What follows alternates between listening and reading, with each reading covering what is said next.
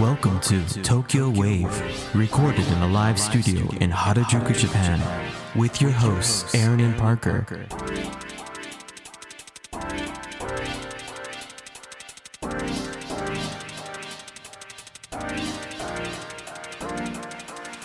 Alright everyone, welcome to episode 82 of Tokyo Wave. We are your hosts Aaron Randall and Parker Allen. Today we are joined again by a special guest, Dr. Stephen Nagy, Asian public policy expert, political science professor, and politics commentator. On Tokyo Wave, we bring you weekly updates from our studio in Harajuku. Join us in segments featuring this week's top news, political happenings, business, and other random garbage. To get us started, here are this week's top news highlights. Japan to allow local governments to provide 100,000 yen handout without coupons. Japan to assess situation after US announces diplomatic boycott of Beijing Olympics.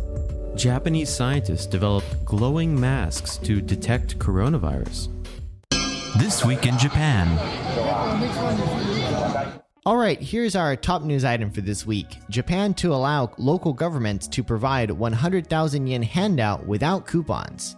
The Mainichi has reported that Prime Minister Fumio Kishida said during a plenary session of the House of Representatives on December 8th that the government would make it possible for local bodies to provide a 100,000 yen, that's about $880 handout for each child entirely in cash instead of supplying half the amount in coupons. The government has planned a stimulus package for households raising children that would provide 50,000 yen in cash and 50,000 yen in coupons for each child aged 18 or under. The coupons would be used to purchase items that households need to raise their children, but the cost involved in delivering the coupons has drawn criticism. Kishida said, quote, "We will make it possible to provide the full amount in cash, according to the circumstances in each local jurisdiction. We will listen to the opinions of local governments on the circumstances under which cash payments can be made, and consider concrete methods." Several local bodies have announced plans to provide the whole amount in cash. The government, however, remains reluctant to make a single lump sum payment of 100,000 yen to each child, and there is a high possibility that many of the local bodies that opt to avoid coupons will make the payment in 2 installments. Regarding tax reform for fiscal 2022, Kishida said the government would drastically strengthen the tax system for wage increases, while corporate tax exemptions would be increased by up to 30% for major companies and 40% for small and medium-sized firms. Yikes. The current maximum exemption rate is 20% for large firms and 25% for smaller businesses. Regarding Japan's response to the coronavirus, Kenta Izumi, the newly elected leader of the main opposition Constitutional Democratic Party of Japan, said that measures to counter the Omicron variant were needed.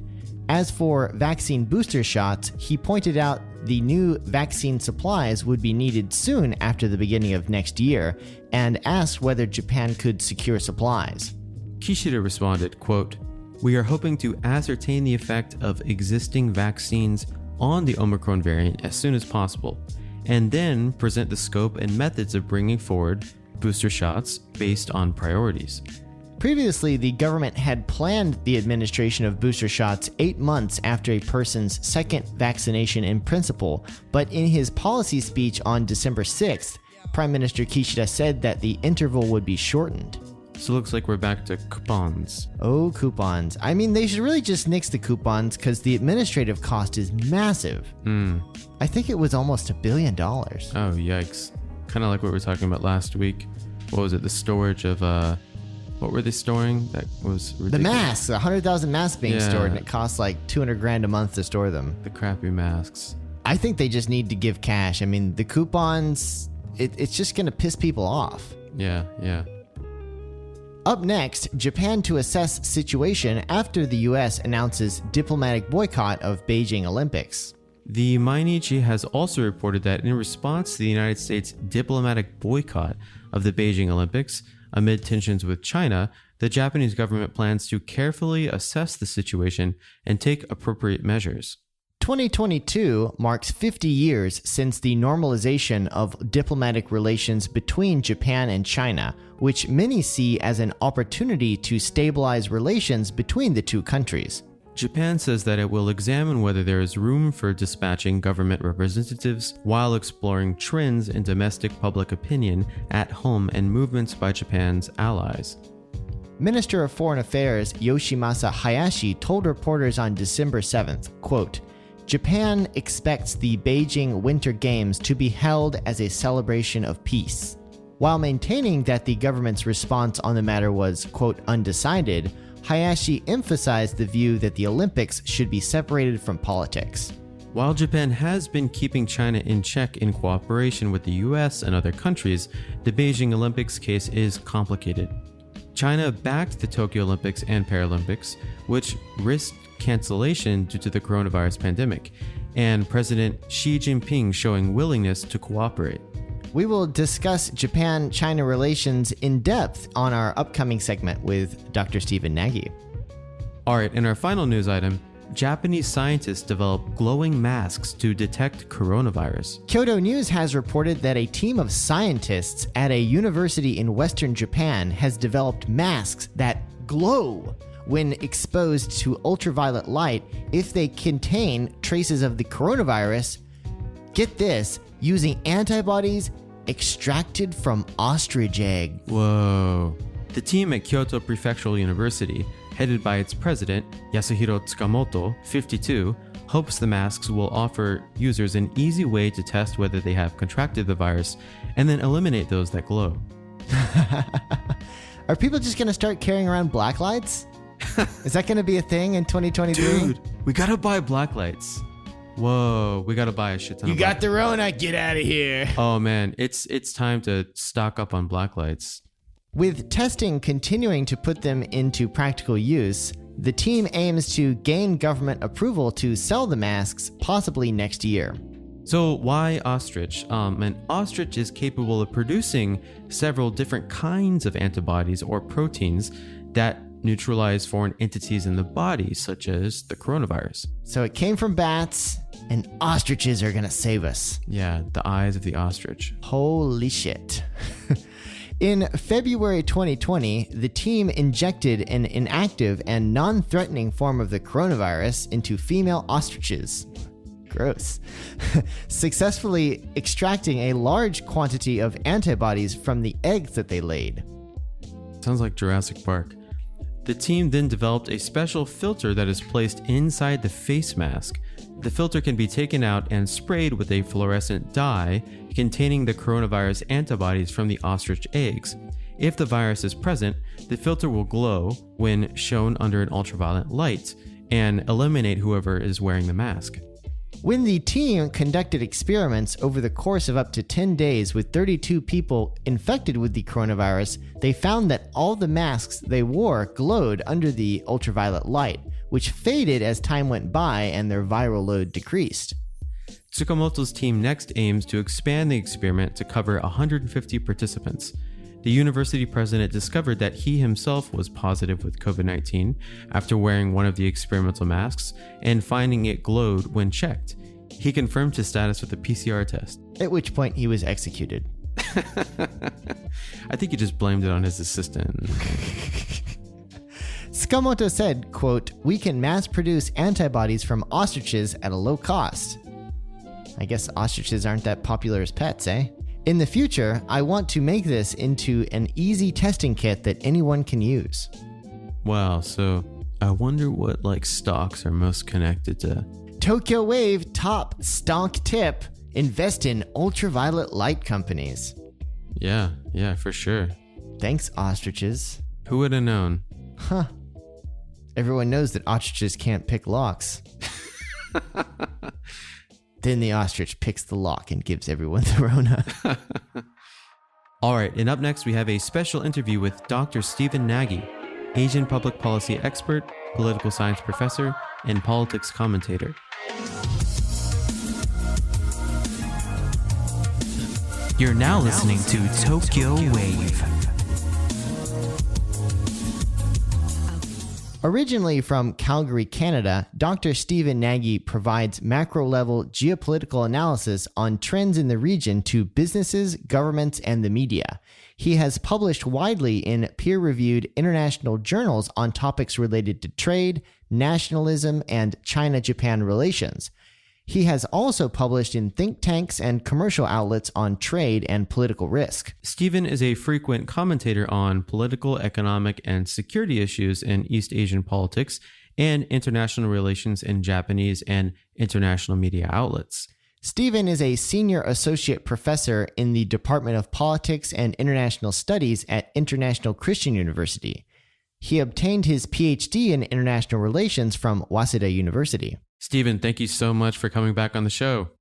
It's great to be here. And when you listed all the things I know, one thing I don't know is about ostriches. So this is an interesting segue into your discussion about how ostriches are going to save the world. For sure. I mean, who would have known? And yeah, I mean, who does know anything about ostriches, you know? Well, you know, if the ostrich is going to save us from COVID and bats, mega bats, created COVID, why don't we just make them fight?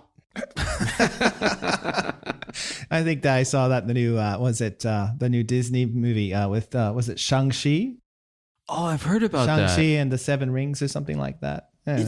I think that's like one of the, it's a Marvel movie, right? Yeah, it's a new one. I saw it on the plane coming back from Canada. It was interesting, worth seeing. I heard they had like a real like Hong Kong like martial arts trainer train everybody on that movie. So it's sure, yeah. The actor in it, I think his name is Liu. He is ethnic Chinese, Canadian, that made it big in a show called Kim's Convenience Store out of Canada. Mm-hmm. And then Hollywood's picked him up, and now I think he's become the new Asian star. And he does a great job. He was fabulous. Yeah, I've heard a lot of good things about that movie, especially the martial arts and everything. Yeah, I think it was kick-ass good. Cool. So, you know, it's been about 6 months since we last talked, and in the interim, we have a new Prime Minister, Fumio Kishida. Kishida has been in office for 2 months now and has been quite active in marking a decisive shift from the Suga administration. Stephen, what do you think about Kishida's leadership thus far? Well, I think he's looked at what happened with the former Prime Minister Suga and Prime Minister Abe in terms of their corona responses. And I think we've seen that he's decided to be more decisive on how he's going to manage COVID-19. And I think the really good example of that is when we saw the Omicron variant come out. Rather than dithering, he basically said, we're going to shut the borders down. And, I think it might be a bad decision about shutting the borders down because we don't have enough information. But I think the decisiveness was appreciated by the ordinary Japanese. And if we look at polls, 89% or 90% of ordinary Japanese agree with that decision. So I think one distinctive feature about him will be his decisiveness, learning from the lack of decisiveness under Prime Minister Suga and the former Prime Minister Abe on certain issues. Some other take-homes, I think he's willing to be his own man. The current foreign minister Hayashi, is seen as somebody that can speak to China. He's kept Kishinobu as defense minister, which I think is a political decision, but probably a wise decision in terms of continuity. And I think that he's tried to distinguish himself from the former prime ministers in terms of their economic policy. And, he's advocating for something called new capitalism. And hopefully that new capitalism is 100,000 yen cash rather than a coupon that, as you pointed out, create a lot of administrative costs that I don't think the Japanese need to do. So there's positives to him in power. I think that we'll have to wait and see. He has an upper house election next summer. And I think that's where his focus is going to be. And I say that with hesitation because I think he needs to take the opportunity of certain leaders being stuck at home and be out there proactively advocating for Japanese diplomacy and Japanese interests. No, it's interesting that the potential meeting between Kishida and U.S. President Biden was also delayed due to the Omicron variant, which of course has both diplomatic and political implications. But it is interesting to see how his administration is really trying to shift away from a lot of the I guess you could call it baggage of previous administrations. He's really taking a new stance on a lot of issues while still building upon the established sort of view and stance on, of course, main issues. And I think it's very interesting that he's got I would say, a more proactive engagement focused foreign minister while still keeping a very hawkish defense minister, almost making sure that he has both a big carrot and a big stick in his briefcase. So I wouldn't characterize Kishi as hawkish, and I wouldn't characterize Hayashi as a dove in terms of China. And I used the word he can communicate to China. And I think that's really important. And you need to be able to communicate frankly. And former Foreign Minister Kono, very popular politician, also spoke frankly to the Chinese, and he could communicate to them. I wouldn't characterize him as a hawk either. So I think we need to be very careful about these words, but it does suggest that Kishida is taking a nuanced approach. But in reality, I think there's a lot of continuity in terms of how foreign policy is being conceptualized, implemented, and enacted by Kishida. And whoever's the next prime minister, there'll be continuity, because I think that in the policy world and within the LDP, at least I think there's a relative consensus that they need to build up extreme resilience to some of the changes that are coming in the region. And those changes are really associated with China becoming the dominant country and dominant power in the region. And if Japan's going to, withstand this power, it needs to become more resilient. And that means embedding itself in what we call multilateral agreements and multilateral relationships, building strong partnerships with the United States, Australia, Southeast Asian countries. All of that is really, really important. And I don't see a shift from Hayashi or under Hayashi in terms of foreign policy, but more importantly, the leadership under Kishida Fumio. Speaking of former prime ministers, it is interesting to see how former Prime Minister Abe has not shied away from the limelight in his current role, of course, as a continuing member of parliament, and also, of course, now at the head of what is called now the Abe faction in the Liberal Democratic Party.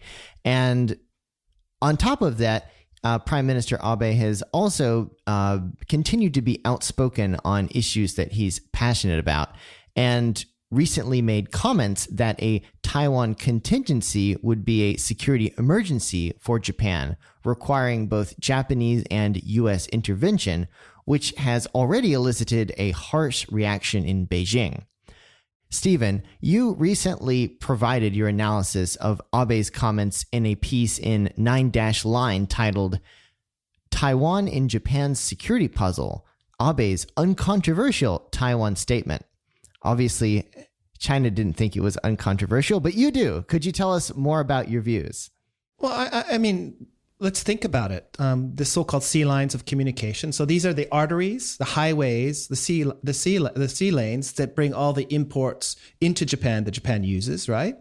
And the exports that go globally. It's all of Japan's energy resources that come through these sea lines of communication. They start, the Indian Ocean, they go through the Malacca Straits that are separating Singapore and Malaysia and Indonesia. They go through the South China Sea, the Taiwan Straits and around Taiwan, and then through the East China Sea up to Japan. I mean, it's not brain surgery. You don't need a Nobel Prize to know that if there's a bust up between China and Taiwan, and China decides to forcefully reunify with Taiwan, that this will create huge problems in terms of those sea lines of communication. Now, whether they become longer, that raises the cost for Japanese citizens. Whether they're disrupted and products stop, this becomes a problem. And lastly, you have a country like China that has a track record of economic coercion. If they control these sea lines of communication, that's an existential threat for Japan and South Korea and many countries in the region. So from my point of view, former Prime Minister Abe's comments are definitely not an escalation, and it's definitely not assertive. It's a statement of facts. that what happens between Taiwan and China matters for Japan. It's a security threat for Japan. And saying that explicitly really is, I don't find it controversial. Actually, I find it to be a matter of fact, and it's a strong message to Beijing that the Japanese take this issue extremely seriously. So, Stephen, on the topic of a potential, takeover of Taiwan, I've read there's like certain times of year that if they're going to do it, it's going to happen. Like they have like certain windows that they can do it, right? Like because of the weather and everything, or what are those windows again? Okay, so I think when we're thinking about these potential contingencies where mainland China would actually forcefully reunify with Taiwan, obviously they wouldn't do it during the typhoon season. Right. Look what happened to the Mongols when they tried to invade Japan twice, right? Mm-hmm. The Kami-sama, the typhoon, took care of the Mongols for the Japanese. So June, or early July, and of course September, October. These are not good months for that. But besides that, I really think that we need to be thinking about what is the political calendar within China, and how would some kind of incident with Taiwan or invading Taiwan, how would it affect the domestic political and economic stability in China? And I think there's a couple ways to think about this. But if there was a contingency, I think the immediate impact would be some kind of economic embargo against China. And that embargo would probably be, most Western countries, I think the United States, Canada, Australia, New Zealand, probably India, European countries. And this would have a big economic punch. It would be a big economic punch in the gut for China. Could it withstand it? Maybe. But there's some other issues that might happen. And I think it's blocking technologies. That could be very, very serious. Or the United States and partners may, engage in some kind of blockade to block products from coming into China. So there's a lot on the table here. And, I think China is very clear that, forcing Taiwan to come into China's sphere of influence through military would elicit a very, very, very strong response. And it would have very negative economic consequences for China. And this would likely result in social economic instability and political instability. So I just don't see it happening. Second, in China, they have the Winter Olympics coming up. This is not going to happen in the next 2 months to 3 months because they want to hold the Winter Olympics. This is something that they want to show China's development to the world, and Xi Jinping wants to show how China is respected by the world. So that's not possible. And then they have something called the 20th Party Congress back in November 2022. So this is the time when Xi Jinping will basically coronate him being the core leader of China, the leader that's going to take China most likely into the 2030s and beyond. Some kind of troubles with Taiwan would create enormous pressures and make that really, really difficult. I think that Chinese are consistent in their message is that they want to reunify with Taiwan peacefully and that they want to do it incrementally and over time. And but at the same time, and all the previous Chinese leaders have said the same thing, that if we have to, we'll use force. If I may ask, was their official statement basically what you just said and how they view Taiwan and a possible contingency? Was their view the same towards Hong Kong before what happened in Hong Kong? So I think Hong Kong and Taiwan are really, really, it's apples and oranges. Okay. And the reason why I say that is that Hong Kong shares a direct border with mainland China. The amount of economic intercourse that goes on between the two, mainland China and Hong Kong, is incredibly vast. The movement of people, the movement of capital made, the adoption of a national security law and, really taking over Hong Kong by stealth much easier. But Taiwan has its own democratic government. It has its own military. It's had, how many elections, and its population is generally not pro-independence, but pro-status quo. So I think that we shouldn't be comparing the two. But that being said, Hong Kong was really a canary in the coal mine in terms of what's happened there. Freedom of press is eroded dramatically. People's ability to speak freely about issues has eroded dramatically.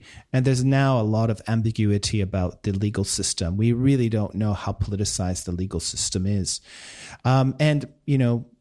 Most observers, but I think many countries view what's happened there as what could potentially happen in Taiwan if there was a forced reunification, that the freedoms that Taiwan's enjoyed for the past 40 years would disappear. Of course, any conversation about Taiwan very quickly becomes a conversation about China. And given our location here in Tokyo, we also have to think about the wider impact of Japan-China relations. So in today's news segment, we covered Japan's mild response amid the U.S. diplomatic boycott of the upcoming Beijing 2022 Winter Olympics. Japan-China relations continues to be a massive issue, and it is yet to be seen how the Kishida administration will engage with China, who is both an economic partner and a geopolitical rival. Stephen, what do you think the future holds for Japan-China relations? Well, I just to give you some context, the trade between China and Japan, and I'm going to include China as China, Taiwan, and Korea, Taiwan, China, and Hong Kong. And I know the Taiwanese aspect is a little bit sensitive, but I want to give you a picture of how much trade Japan is doing with those three entities. And it's about $216 billion a year in 2020. That's almost double what Japan does with the US. So it represents about 36% of Japan's total exports. So this is not something that Japan can shift. And you're a shacho, you're a business person. You understand that profits make the world go round, and so do Japanese businesses. And they see 300-400 million middle class consumers in China wanting to buy Uniqlo products, wanting to buy makeup, wanting to buy health products, washlets, everything that Japan offers. And that is not changing. If you look at surveys by JETRO or the Japanese Business Federation, businesses want to be part of the Chinese market. And that's not just Japan, right? Americans, Australians, other countries as well. So the future of the bilateral relations is very much going to be deepening economic relationships. But I think we should be thinking about, changing portfolios. So on certain selective technologies and certain selective industries, we'll probably see a distancing, and Japan will start to redirect some of those industries to Southeast Asia, South Asia, seen as where Japan has more trust and better relations. But, as a consumer market, the only game in town is China right now. And that's not going to change likely in our lives. So on the other side, the security challenges are becoming intense. And over the Senkaku Islands in the East China Sea, or Taiwan in the Taiwan Straits, or worries about what China is doing in the South China Sea. These are real issues.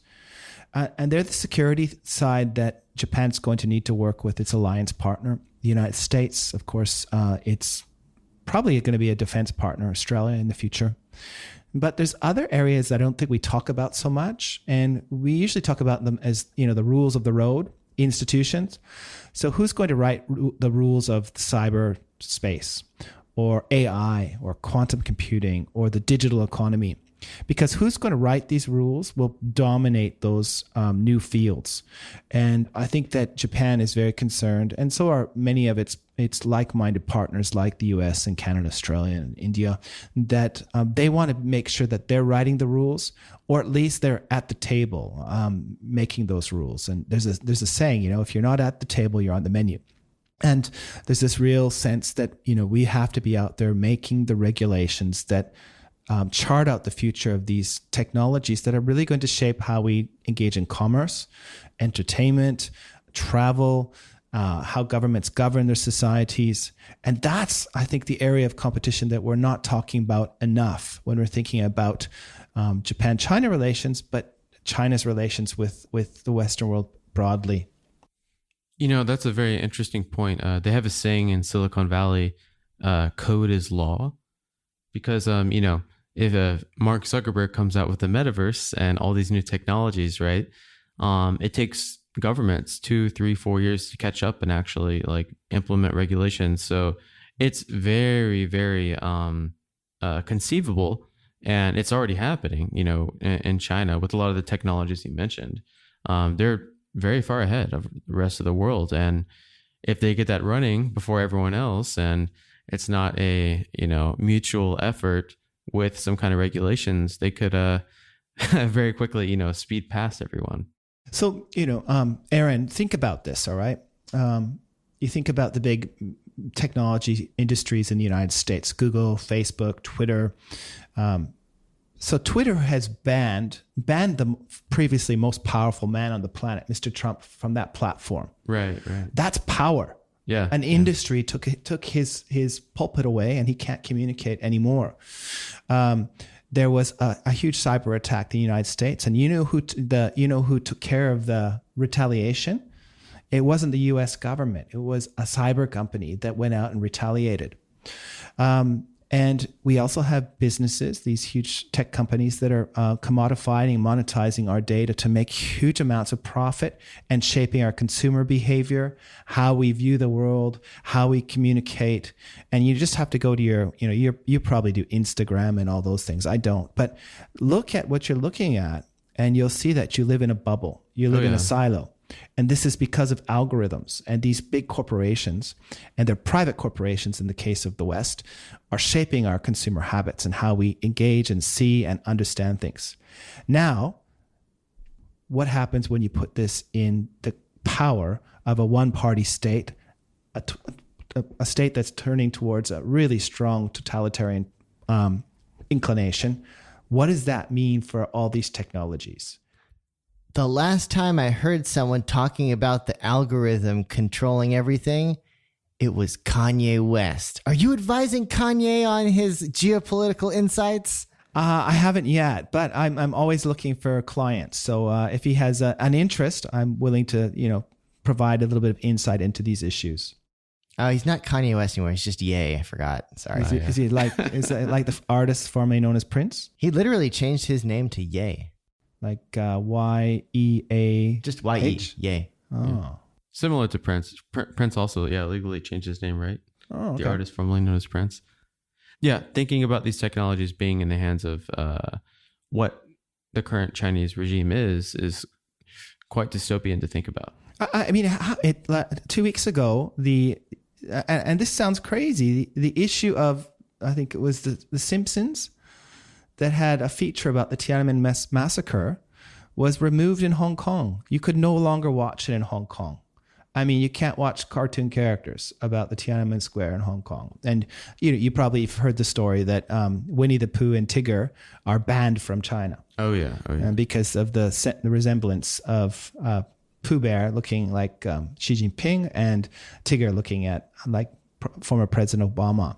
This kind of social control, I mean, it sounds crazy, but if you add technology to that, and the state has a heavy hand in that technology, it really leads to a lot of questions of, where the direction of these key industries that I mentioned are going to go, if that kind of system is the winner in this race. And going back to Japan and thinking about how Japan is looking at China and looking at the broader region, Japan obviously wants to have an open, rules-based, transparent system where data is protected. And the former politician Amari Akira talked about this as well in a lot of discussions about economic security. Is that we want to maximize our AI development, but we want to maintain our privacy, right? And we want to make sure that our governments respect us as individuals.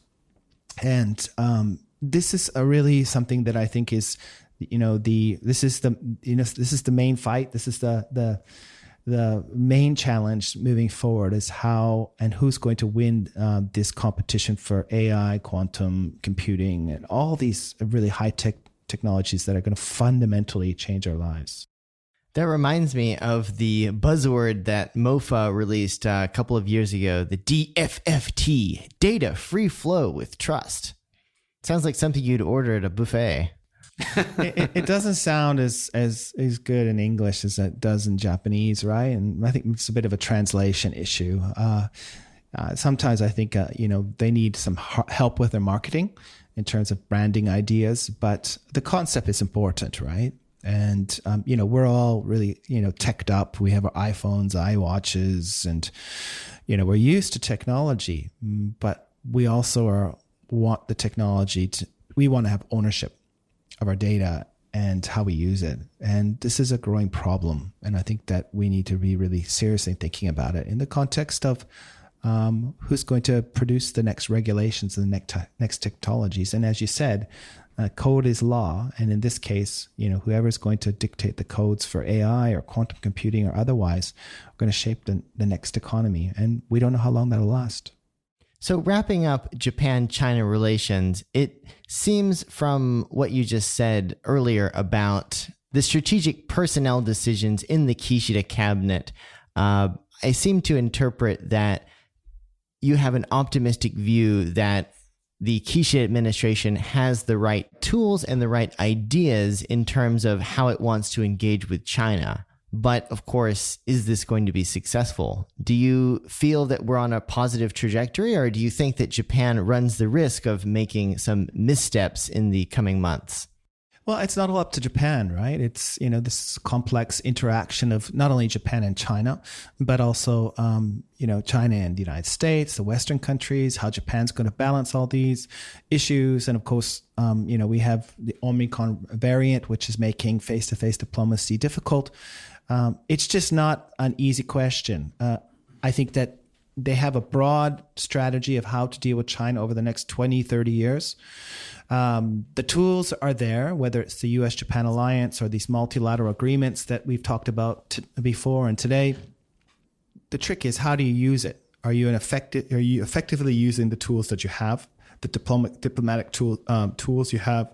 Are you able to understand what's happening in China itself? And this is a challenge. And, I spoke in the Wall Street Journal last week. It was quite an extensive article by a really professional journalist, Lisa Lin. If you have a chance to read any of her work, this woman has placed she placed hours and hours and hours in terms of her research for this article. And she began last June. It's not like a quick write-up over the day, but one of the key points of this article is that with the closure of China, COVID-19 pandemic, all these internal politics, that China has become a big black box.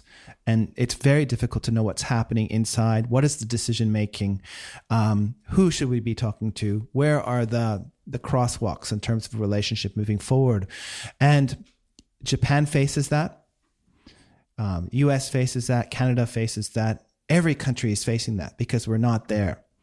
And that's what goes to your point, is we don't know the direction. We may have the tools, but at this stage, it's becoming really, really opaque.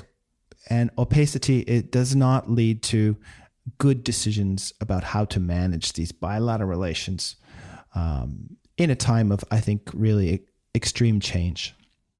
So, Stephen, speaking of the Omicron variant and maybe shifting focus more towards academia, we can't talk about academia without mentioning the current situation regarding Japan's renewed entry restrictions.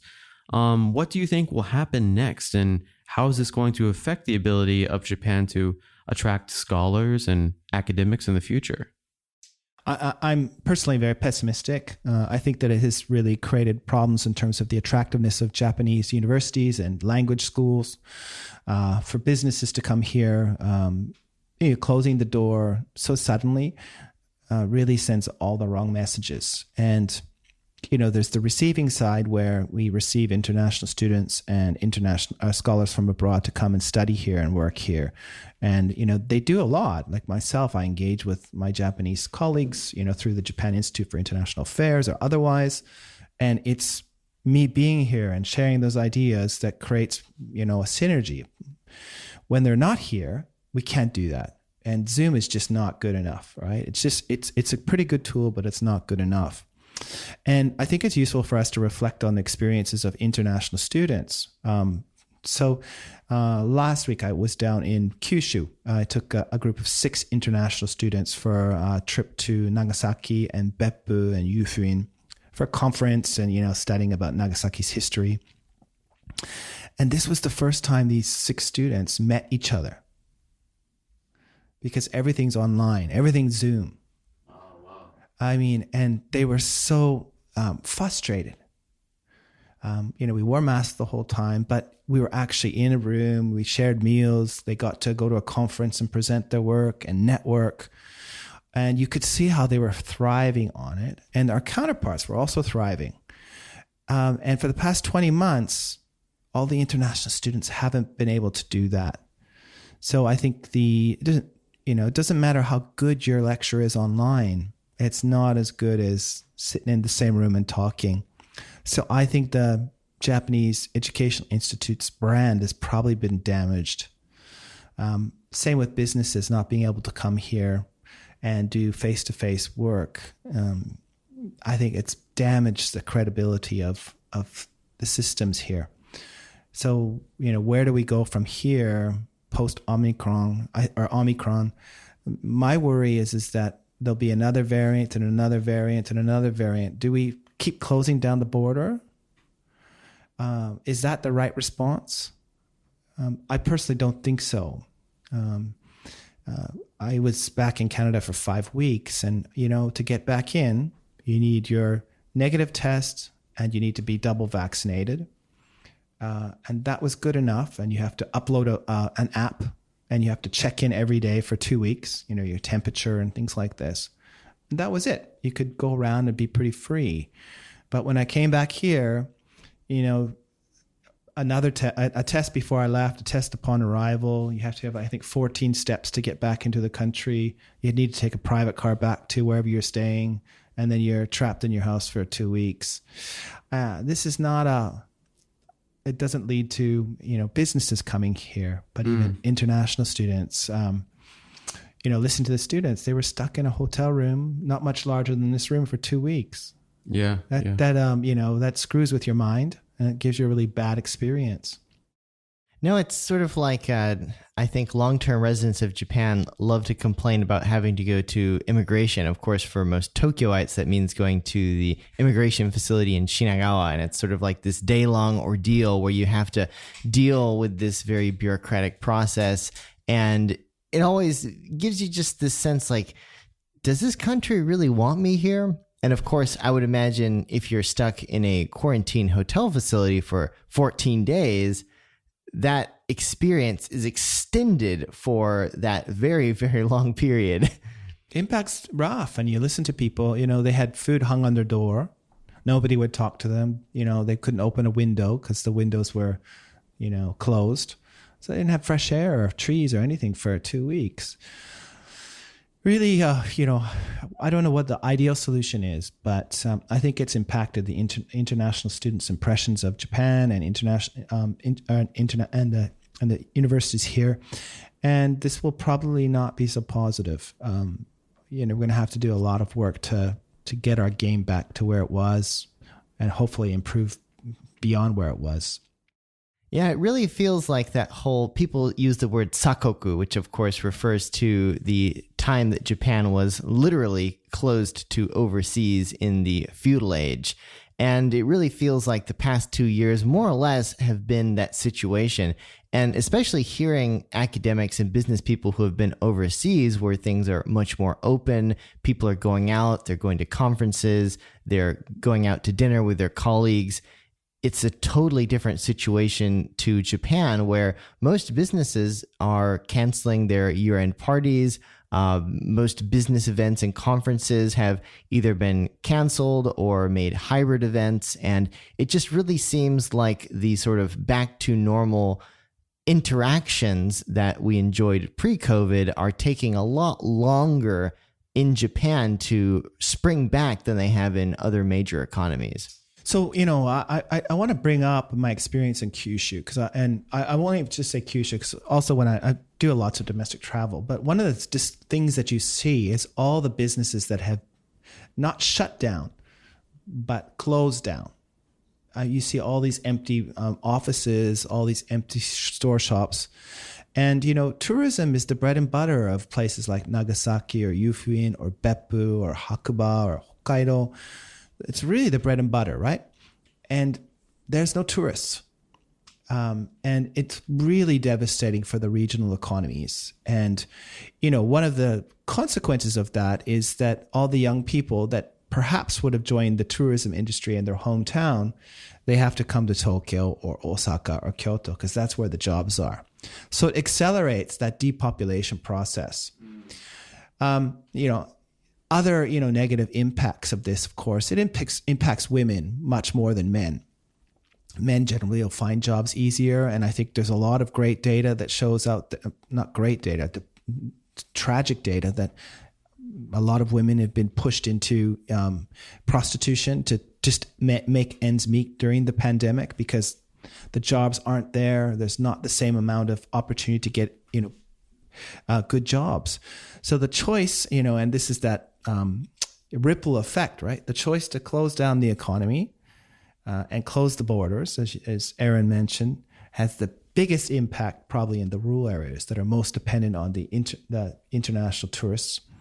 But then it trickles down, right? It creates all these other social issues besides alcoholism and everything else that I think a lot of, research has shown that, alcohol consumption's up, domestic violence is up, abuse of children is up. And, it really raises serious questions of what is the best approach. And just closing the border, I don't think it is. You mentioned the impact on rural areas, but really the impact has hit anywhere tourists are going. I mean, I actually just got back from Kyoto, and it was really very strange to be in Kyoto, where I have only known Kyoto as this bustling tourism superpower with tourists everywhere and lines to get into everything, and shops catering to tourists doing massive amounts of business. Going there last week, it was so different. It was, on one hand, beautiful and amazing to experience really a Japanese Kyoto without tourists and without that sort of commercialization that has become so wide place. But at the same time, it was very sad to see so many closed shops and so many destinations. You could just feel the economic impact and the burden that's been placed on these local people who no longer have a livelihood because the numbers of tourism, even domestic tourism, are nowhere near where they were before, and not even anywhere near where they need to be in order to sustain this massive tourism industry that Kyoto has created over the past decades. Yeah, I don't think there's a perfect solution, and this is the challenge for any policymaker. But ideally, you want the cure should be better than, or it should be less damaging than the medicine that you're taking or than the disease. And I think that everywhere there's going to be a real rethinking of what's happened in the policy approaches to this terrible COVID-19 event. And I think would have been different choices. Yeah, it is kind of tragic that, with the current border being closed, I guess I can understand tourist visas being banned for a temporary period of time. But Japan kind of like going back on this policy, I think it's been around for 10 years, going back on the idea of letting new students come here and, incentivizing, really being, ecstatic about business people, students, etc., coming here. When I came to Japan 10 years ago, I remember going to one of the websites where, it had all the visa procedures on it. And there was a video on the website, and it was Abe, and he's like, "We welcome you," It was just a completely different, I don't know. Contrast that to the video that the Ministry of Education just posted, basically saying, "Sorry guys, you can't come now. We wish you could, but you can't." I saw that just like an hour ago. Gosh, it's devastating. Yeah. On the other side, though, is, this is not good for Japanese university students, right? Because, we were all international students here at Japanese universities. And through that, we got to meet a lot of Japanese people. And, that helped them internationalize, practice their foreign language skills, get a better sense that, foreigners aren't strange. They're actually human beings. And, they have families, and, they... very much like Japanese people are they cry, they laugh, they like to have a good time. And now there's none of that interaction. And, I was having dinner with an embassy last night, and they were talking about sister cities and how sister cities now are pretty much dead. Everything's online. And, the great thing about sister cities is, let's say the city in Timbuktu comes to Japan, and they have a big cultural event, and then Japan goes to Timbuktu and they have a big cultural event, and it creates these real serious bonds. And we're not doing that either. And, Japan needs to do a lot of that to make its businesses more competitive internationally, to be on the cusp and to have the links to deal with the technology issues that I was talking about earlier in terms of AI and quantum computing. You got to have those face-to-face interactions. That's so true. And even in my personal experience, working to develop a new sister city relationship between my hometown in the United States and Japan, it was almost immediate. We created a sister city relationship, and less than a year later, a new Japanese company opened a manufacturing operation in my hometown. Yeah. This stuff happens. Even if it's not directly connected, these person-to-person interactions, in the sense that, Japan is well liked in the United States and, of course, around the world, you have to act on that. And you can't act on that with Zoom. No. And you hear that message over and over from the business community or the diplomatic community, that the closed borders, it's created real challenges for that people-to-people relations that have really been the lifeline for communities, bringing communities together, creating synergies in their economies, helping each other's kids internationalize. And this is something that's it's again another one of the casualties associated with COVID-19 and the policy choices that policymakers are making. Lots of doom and gloom going on these days, but to try and end our talk today on a positive note, business and research and divisive situations aside, Stephen, what have you been up to recently? Geez, I went back to Canada for 5 weeks to give a whole bunch of policy briefings and presentations, and that was great. I just loved it, and I got to cook every day for my parents and see my niece and just have a good time seeing friends and seeing a different COVID experience. It was great. And I it made me love my home country, Canada. But also made me think about all the great things about Japan. Professionally, just writing a ton. So I put out a whole bunch of, influential reports on different issues, AUKUS and Canada's Indo-Pacific strategy, which is great.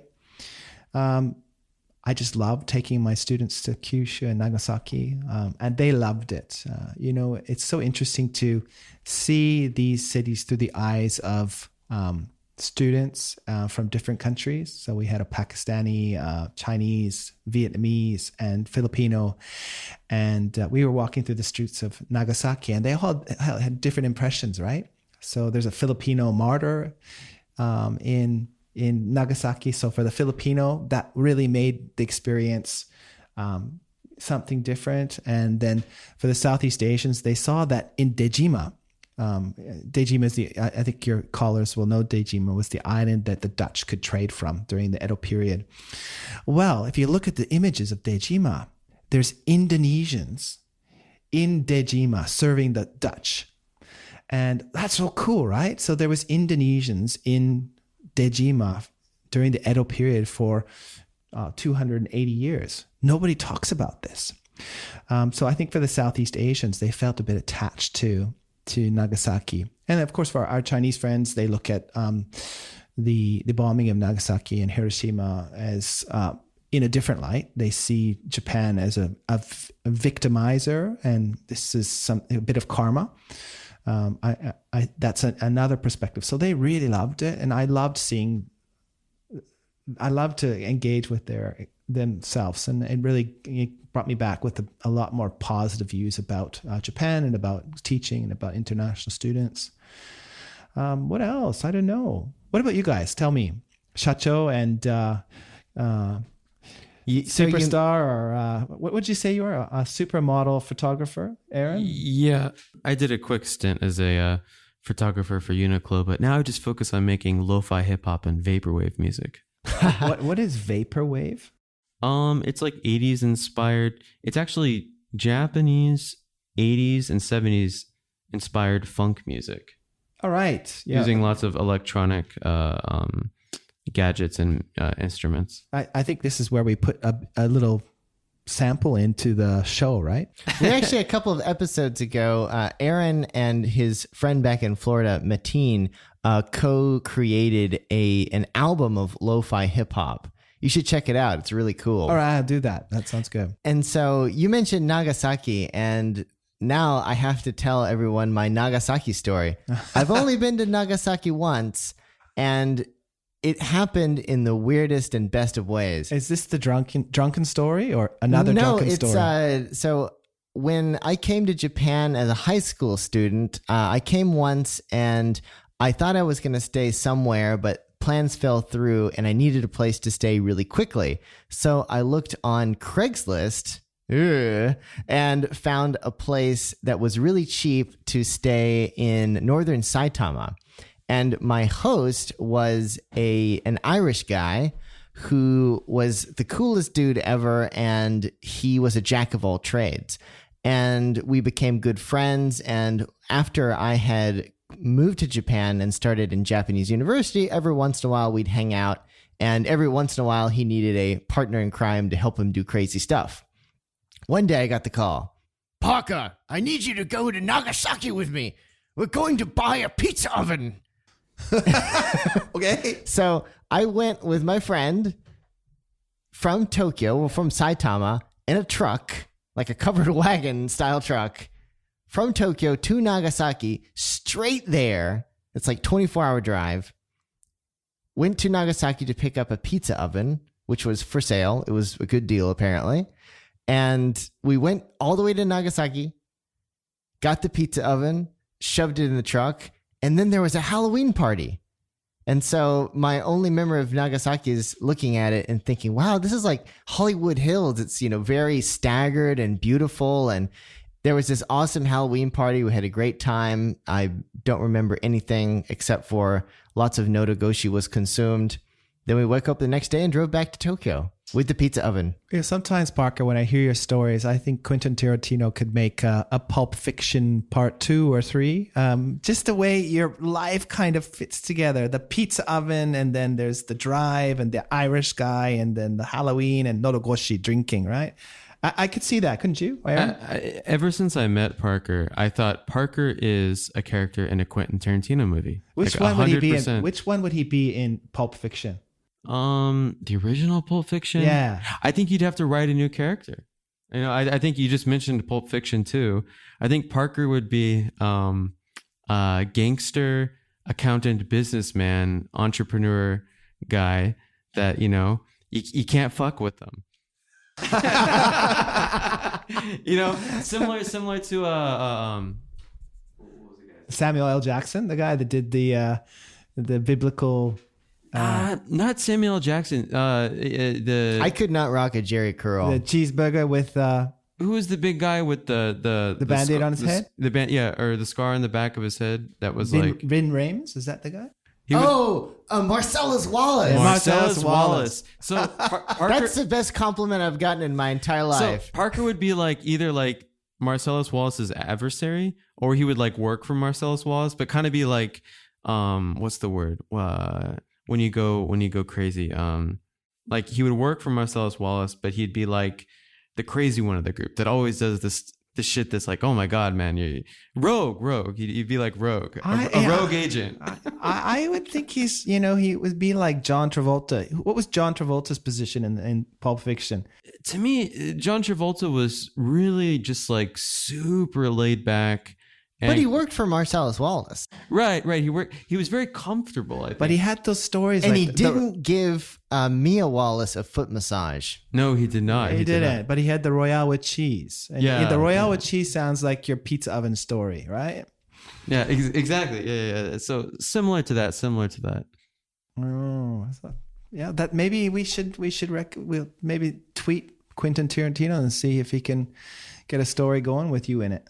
Okay, so Quentin Tarantino, he met Julie Dreyfus here in Tokyo, and she spoke Japanese, French, and English, and he was looking for someone who could speak those 3 languages. She was just studying architecture here, and she happened to be at a party for one of Tarantino's movies, and this is when he was planning Kill Bill. He met her, and he heard her talk, and he's like, I've been looking for you. I've already written your character. And so, boom, she became, Hollywood celebrity. That could be you. It could, yeah. You just gotta. I mean, with some of these directors, they've already got these characters in their mind, and you could be in the scene with Hattori Hanzo in Okinawa with the sword. You might lose some limbs, or the deaths are terrible. I think if I am ever in a movie, I'll probably be the first one who dies. Nah, I'll say something stupid, and then that's not so bad. The end. You'll be very memorable. Memorable, yeah. The first scene. What movie? What movie would you? What do you see yourself as in a movie, Aaron? Me? Yeah, I have no idea. Parker, how do you see Aaron as a? He's like the Russian hacker in GoldenEye. I'm invincible. I'll take that. That's another great movie. I was a cool character. Yeah. I somehow kind of did you see the interview about was it Seth Rogen and what's the other actor and they went to North Korea to interview Kim Jong-un. So I kind of see like Seth Rogen. Yeah, humor, especially with the new look. For your listeners, they don't get the image of Aaron right now, but he's kind of a mix of Ed Sheeran and Grizzly Adams and the Rambo in First Blood with the bandana. Oh, okay, yeah. I mean, Seth Rogen though is really good at not giving a shit. Something I'm not so great at, so I'd have to get better at that. He does seem to get pretty. You could take lessons. Yeah. So, Stephen, if you were a Hollywood character, who would you be? That's a really good one. I think there's 2. The fun part of me would like to be like, what's the guy? It's James Bond show. No. It's the Bruce Lee show. And, Bruce Lee fights the guy with one arm with the claw and all that kind of stuff. I'd like to be that guy. I think that'd be kind of cool. Second, I love the film English Patient. Did you ever watch that? When I was a kid. So there's this Hungarian count that speaks like 18 languages, and he's had all these adventures in the Sahara, and he crashes his plane in the Sahara and he's all burnt, and he recounts his love of his life, and I found him to be really thoughtful, and he had this really romantic side and passionate side. Maybe something like that. Yeah. If we're talking the world of Tarantino, though, Stephen, I have to say, I think you'd be in Inglourious Bastards. Oh, okay. And you would be, there's a couple scenes in this movie, one of them with Mike Myers, Michael Fassbender. So Michael Fassbender is the British guy who speaks like perfect German. And they sent him undercover. Have you seen the movie? I've seen it. Yeah. So, and they're doing a briefing, you'd be one of those guys in the briefing room, because just with your knowledge and experience, like you'd be the guy who comes in. If it was like a cheesy Independence Day style movie, you'd be the guy, like after all the shit goes bonkers and crazy and cities are blown up, you'd be the guy, the scientist that comes in and this is our situation, and like, you know, lays it down. I can imagine him being like advising the US president and saying like, you shouldn't do this thing, Mr. President. And Mr. President's like, screw that, I'm going to do it anyway. USA. And then really bad shit happens. This is the Godzilla type movie, right? That's brilliant. I think that's a real brilliant one.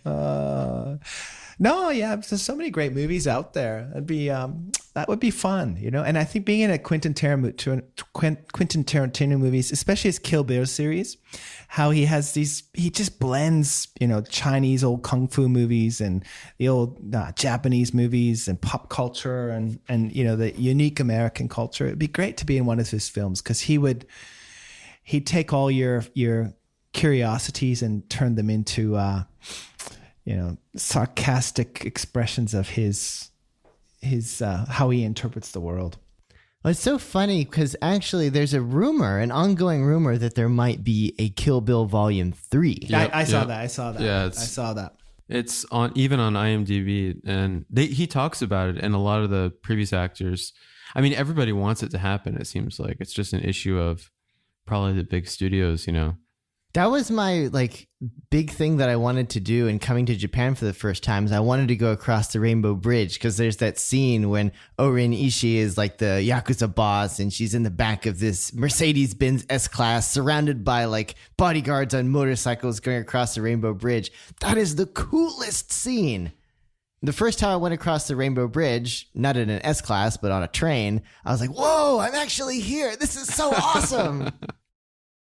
Yeah, he's brilliant. And, you know, going back to what we were talking about before we started today's recording, you know, I saw Dune when I was back home, and I was just stunned by the imagery and the story, and, you know, and you were stunned by the sound, which was, I wasn't listening to the sound in the same way as the imagery.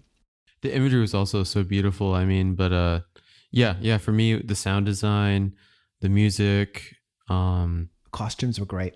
Oh yeah. It was so believable. Like, it was, and you know, we have so many new different sci-fi shows and films now, which are all pretty high quality. A lot of these new TV shows, but Dune was just something so different. I really think a lot of the people who were tapped to work on Dune like hid stuff for like 5 years. Like maybe they're working on other projects and they stumbled across something like... These are probably the same secretive people who are working on the next installment of Grand Theft Auto. Yeah, you know. The video game that nobody knows anything about. Hans Zimmer, the guy who did the sound and music for Dune, said that, you know, while he was working on other projects, he would purposely take stuff out. He's like, I'm going to use this for Dune. Because you know, they saved everything up to make it something that no one's really seen or heard or experienced before. So... Yeah, I look forward to the next one. You know, it's one of those, you guys are, I think, are a little bit younger than me, but when the Star Wars series came out, you know, the enthusiasm waiting for the next film to come out was amazing. Yeah. The anticipation. And I think that's how I feel about this Dune series. It's going to be great. It kind of sounds like everyone's expectations for 2022. You know, 2020 was a shit show. 2021 was sort of trying to get back to normal, and 2 steps forward and 2 steps back. And everyone is so ready for this year to end and the next year to begin. It's kind of interesting to think about how we're all going to star in Hollywood movies, and Quentin Tarantino is going to write funny characters for us. Yeah, 2022. It's not far away. You know, it's today's the 10th, right? Yeah. So, oh my gosh, geez, 21 days in 2022, and it's funny that, you know, almost 2 years ago, I was in Beijing on January 3rd. And, you know, I land and I'm looking forward to seeing my friends, and my friends say, don't go to Wuhan. There's Wuhan SARS. And everybody took it lightly. Even they took it lightly, I think. Mm-hmm. And well, the world's changed, right? Mm-hmm. 2 years later, it's shocking. It's really, really shocking, and really goes to show you that things can change on a dime. And yeah, it's important to be here and now and make the best of now, because we just don't know what's going to happen. And I feel a little bit like that at 2020, or 2022. We just don't know what's going to happen. Carpe diem, seize the day. Seize the day. Coming soon. Did you say Cardi B? No, don't bring her into this. Well, thank you so much for coming back on Tokyo Waves, Stephen. It's always a great show to have you on and hear your insights and make us sound stupid. Thank you so much. No, it's my pleasure. I look forward to being back. Have a great Christmas, great Oshogatsu, and Yoi Toshio. And let's talk in 2022. Sounds great. Thank you so much, Stephen. Thanks, the great unknown, coming soon. Hey, listeners, that's right. You listener right there.